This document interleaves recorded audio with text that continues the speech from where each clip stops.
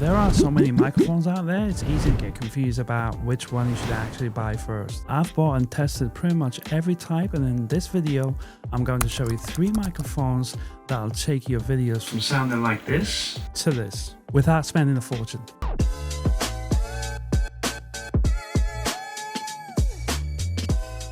If you want your videos to sound clean and professional, there are 5 types of microphones you should understand, and each one suits a different setup. But there's one option you should try to avoid at all costs because it's a sure way to ruin your audio, but we'll get to that later. Before we get into this video is not sponsored. Everything here is based on my own experience and testing. And also, just for context, I'm running multiple microphones on my Rodecaster Pro 2 so I can control levels and record separate tracks. You don't need something like this to start. A simple audio interface like the Scarlett, which you can plug into your computer and you're good to go. The Rodecaster is more for when you want more control, multiple microphones, or if you're doing things like podcasts. I'll break both of these audio interfaces down properly in a separate video. But now let's start with the first type. So the first type of microphone is dynamic. You've seen these everywhere in podcasts, interviews, that classic close-up microphone sound. They're designed to pick up what's right in front of them and ignore most of what's around them. So when you speak directly into it, your voice sounds tight, controlled, and focused. But the trade-off is you have to stay close to the mic. If you lean back like this,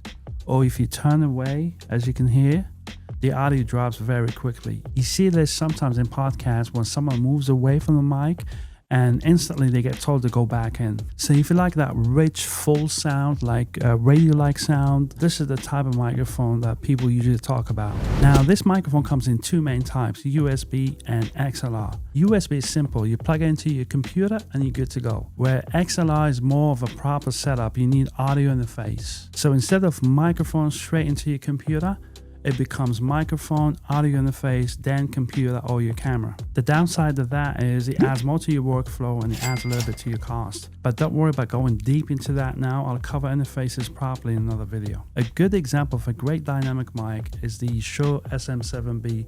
Very popular, it sounds great, but it's an XLR, so you need an interface. It usually costs around $350 to £400 and roughly about $400 to $500. And depending on your setup, you might also need extra gain like a preamp or cloud lifter. There's also the newer SM7DB, same idea but with a built-in preamp to make things easier. Then there's something like the Shure MV7, which gives you both USB and XLR connections. So with that, you can use the USB to start with and keep it simple, and then you can upgrade to XLR cable when you're ready and have more equipment. If you're interested in any of the microphones I mentioned, I've left links in the description so you can go and have a look yourself, and hopefully you can get a good choice as well. Now, just a quick question for you guys. Would you actually use a setup like this, a dynamic microphone with an XLR and an audio interface, or does this feel like too much gear? Please let me know in the comment section. I'd love to know what most people would go for, especially beginners. Now, the next type of microphone are called directional, also known as shotgun microphone. Now, these are the ones I usually see on top of cameras or just outside the frame on a boom arm. I actually do have one here. This is the MKE 600 Sennheiser. It's a very good microphone, very kind of liked by people. I bought this about, I want to say about a year ago. And yeah, you can, like I said, it's an XLR. You can plug it into the audio interface onto a boom arm, and you usually keep it outside the frame to get a kind of clean, crisp sound. So instead of being close to your mouth like this one here, you point them at yourself. They pick up sound from one direction and reduce noise that comes from the sides or behind. That's why they're very popular for vloggers and run and gun setups. A lot of people just mount one on their camera and they go. It works as long as it's close enough, because distance matters. So if your camera is close, your audio will sound clear. But if your camera is far away, then you start hearing the room echo reverb and it won't sound great. Another thing to understand is power. Some directional microphones are simple. You plug into your camera and they work. Others, like the Sennheiser MKE 600, like the one I have here, are XLR. So you definitely need an audio interface or recorder to plug them into, and then you can use them that way.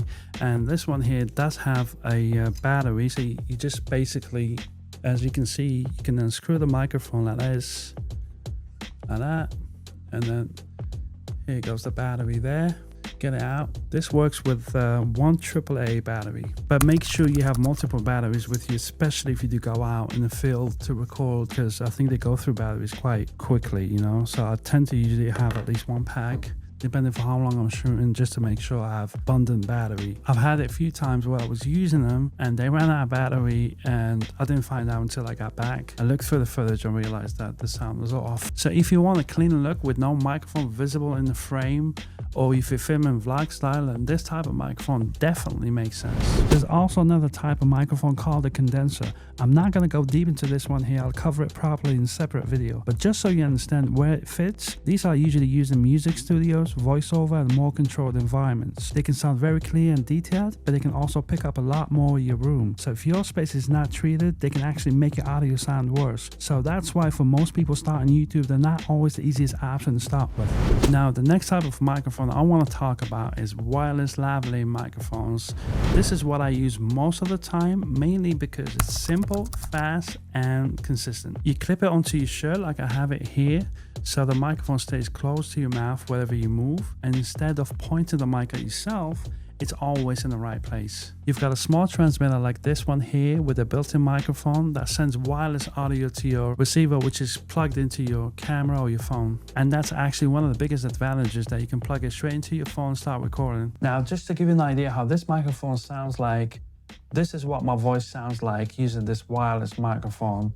The one I'm using is the Rode Wireless Pro. It comes with 2 transmitters and 1 receiver, which means you can record 2 people at the same time, or you can just keep one as backup. The receiver isn't a microphone, it just sends the audio to your device. Price-wise, it's roughly around 220 to 270 pounds in the UK and around $300 to $400 in the US, depending on where you buy it. There's also the Rode Central app, and this is where you usually control your gain levels and settings, and this part matters more than people think, because you can have a good microphone, but if your gain is wrong, you get hiss, noise, or weak audio, and that can ruin your sound. I've had this microphone sound great, and I've had it sound terrible just based on settings. So although the microphone matters, but how you set it up matters just as much. You don't need to go out and get this exact microphone.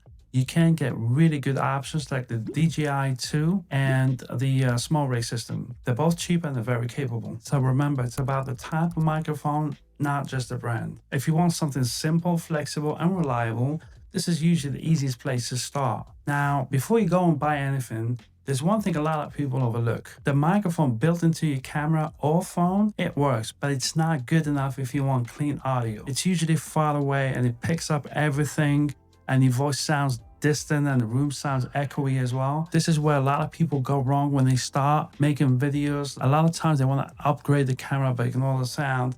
And in my opinion, that's a huge mistake. Even a basic external microphone will make a massive difference. Before upgrading gear, fix your room, because most bad audio is actually echo. You don't need to soundproof anything. You just need to soften the space. You can use things like carpets or curtains or even bed sheets to cover up hard surfaces, and they will absorb sound. Simple changes like that, usually they make a lot of difference and can improve your audio straight away without having to spend money, on microphones or even upgrading cameras. So if you're still not sure what you want to get, just keep it simple. If you want that closed podcast style sound, go dynamic.